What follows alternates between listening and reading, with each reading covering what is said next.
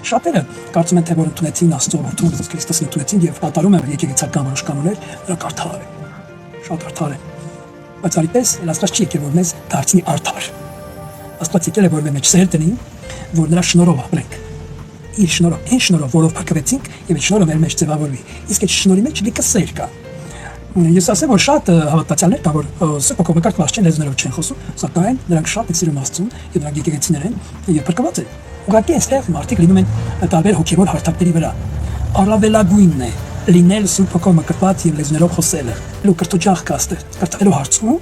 դու պիտի լինես Սուրբ Հոգով կրթված եւ լեզուներով խոսես, որպեսզի քո անձը շինվի, հոգեվոր դպրոց ձևավորի քո մեջ եւ դպրությունը հոգեվոր ներկայություն Աստծո քո մեջ, որ լեզուներով խոսում է, Սուրբ Հոգու լեզուներն են դրանք, Սուրբ Հոգին է խոսողը, ոչ թե դու քո միջոցով է խոսում, բայց Սուրբ Հոգին է խոսում, դա հոգու լեզուն է, դա գերագույնն է, դա մարդը վերապրում է այնպիսի բաներ, որ ոչ մի չի վերապրում, չեն կարող վերապրել։ Ուզում ես ամբողջ կյանքում հավատացյալ եղիր եւ լեզուներով մի խոսի, ես կես ասեմ, որ նմանների հոգեվոր դաշտը լծված չէ Աստծո ներկայությունով։ Սուրբ Հոգին նրա վրա է, Սուրբ Հոգին նրան առաջնորդում է, Սուրբ Հոգին կարող է նրա միջոցով շատ հրաշքներ անի։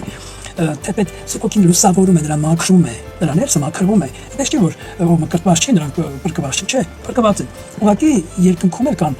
չափանիշներ,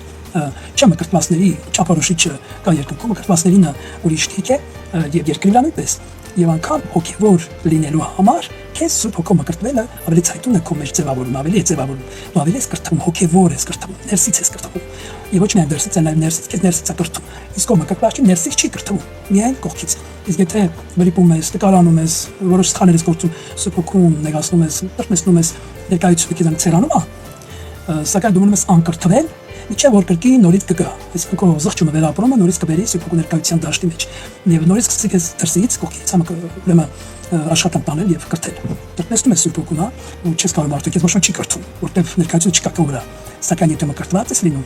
այ երբ որ տրտմեցնում ես մարդը, սա շփոթում ես, խալում ես, ներկայությունը սարում է, բայց քո ներսում արդեն կրթողը կա, քո անձը շինողը կա։ Երբ որ դու գալիս ես աղոթքից ու քեզ գալի աղոթելու,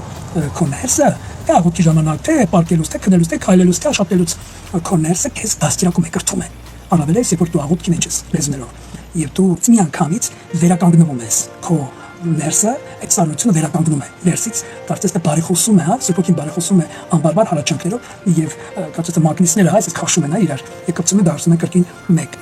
եւ դու ասած վերապրում ես Աստծո ներկայությունը կրկին գալիս ես նորմալ հոգեվոր կարգավիճակի։ Դա լինում է արդյոք Սուրբ Հոգու մկրտված լինելու դեպքում։